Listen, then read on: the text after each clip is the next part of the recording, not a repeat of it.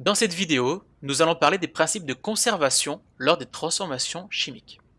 Dans un premier temps, nous allons parler de la conservation des atomes. Donc pour cela, nous allons prendre l'exemple de la combustion du carbone que vous connaissez déjà. Je vous remets donc la vidéo où nous voyons un morceau de fusain en pleine combustion, du début jusqu'à la fin, jusqu'à la disparition totale des atomes de carbone le composant.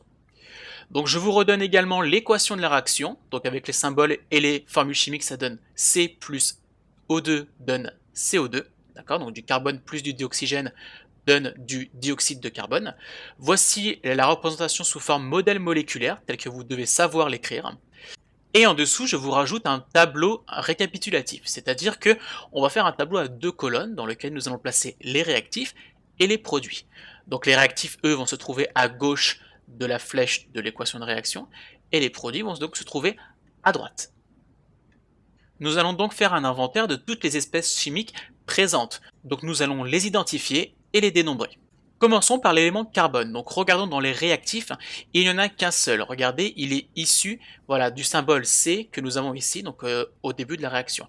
Dans les produits également, nous avons un seul élément carbone, il est issu du dioxyde de carbone. L'élément maintenant oxygène est issu du dioxygène, et attention, nous en avons bien deux éléments. Et pareil, dans les produits, nous avons bien deux éléments oxygène puisqu'ils sont issus du dioxyde de carbone. Nous pouvons faire la remarque suivante, on retrouve autant d'atomes carbone et d'oxygène dans les réactifs que dans les produits. Nous avons bien un carbone et deux oxygènes à chaque fois. On peut donc conclure que cette équation respecte bien le principe de conservation des atomes. Ça sous-entend donc que l'équation de la réaction a été écrite correctement. Pour voir si vous avez tout compris, je vous propose l'exemple de la combustion du méthane. Donc c'est une combustion maintenant que vous connaissez. Voici du coup le bec benzène, donc rappelez-vous avec la petite animation avec les molécules, d'accord? Donc c'était des molécules de méthane qui entraient en interaction avec des molécules de dioxygène présentes dans l'air, et comme je vous l'avais dit dans la précédente vidéo, voilà, les molécules interagissent entre elles, se réarrangent pour en former de nouvelles. Voici l'équation de la réaction, donc qui donne CH4 plus 2O2 donne 2H2O plus CO2. Donc on prend une molécule de méthane plus deux molécules de dioxygène donne deux molécules d'eau plus une molécule de CO2. Voici également la représentation sous forme de modèle moléculaire tel que vous devez savoir la représenter. Et maintenant, je vais vous redonner le même tableau, donc colonne réactif et colonne produit, et ça va être à vous de le compléter sur une petite feuille de brouillon à côté pour voir si cette équation respecte bien le principe de conservation des atomes. Vous pouvez mettre la vidéo en pause, allez-y, c'est à vous de jouer. Passons maintenant à la correction.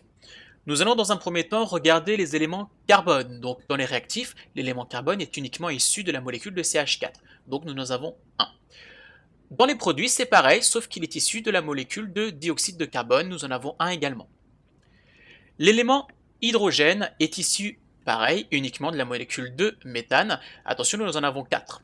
Dans les produits, maintenant, attention, l'élément hydrogène est issu de la molécule d'eau, mais attention, nous avons deux molécules d'eau. Donc ça fait 2 fois 2 éléments H, c'est-à-dire 4. En ce qui concerne l'élément oxygène, donc dans les réactifs, l'élément oxygène est issu uniquement de la molécule de dioxygène. Donc nous en avons 2 fois 2 égale 4. Comme vous pouvez le voir ici sur la représentation moléculaire, nous avons bien 4 sphères rouges au total dans les réactifs. Maintenant, dans les produits, attention, puisque l'élément oxygène est issu à la fois de la molécule d'eau, mais aussi de la molécule de dioxyde de carbone. Donc nous avons bien 2 fois 1 plus 2 égale 4. Maintenant, si on regarde le récap, nous avons bien un élément carbone de chaque côté, 4 éléments hydrogène de chaque côté, et également 4 éléments oxygène de chaque côté. On peut en conclure la même chose que précédemment, cette équation respecte le principe de conservation des atomes, elle est donc bien écrite. Passons maintenant au deuxième principe de conservation qu'il vous est demandé de connaître, la conservation de la masse. Alors je vais vous montrer deux exemples, on va commencer par la combustion du carbone une fois de plus. Regardez cette fois-ci le chiffre sur la balance au début. On remarque qu'au début de l'expérience, nous avons une masse de 330 grammes. La transformation chimique débute, donc le fusain est en train de brûler jusqu'à la disparition totale des atomes de carbone le composant, et on voit bien que la masse n'a pas été modifiée. On voit que la masse à la fin de l'expérience vaut 330 grammes également. Second exemple, la réaction entre le vinaigre et le bicarbonate. Donc on fait la même chose, un petit tableau. Au moment où on met le bicarbonate dans le vinaigre, nous allons pouvoir voir sur la balance une valeur exacte de 136,5 grammes. Donc nous la notons dans le tableau. Et lorsque la transformation chimique est terminée, nous relevons une masse à nouveau et on peut remarquer également que la masse ici fait 136,5 grammes. Donc ces deux expériences illustrent parfaitement le principe de conservation de la masse, puisque à chaque fois nous avons la même masse au début et à la fin.